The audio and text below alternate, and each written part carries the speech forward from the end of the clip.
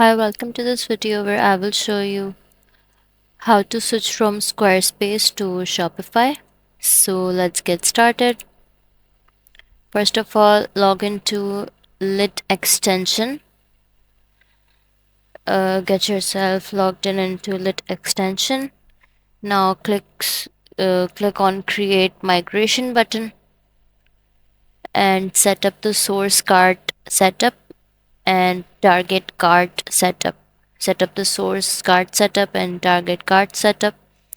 For API password, go to your Shopify page, log in, and click on the apps button. After that, scroll down and click on Manage Private App.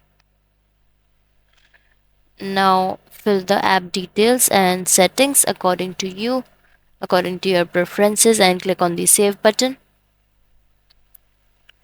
Now click on Create App button. Now copy the password and now paste it on API password bar.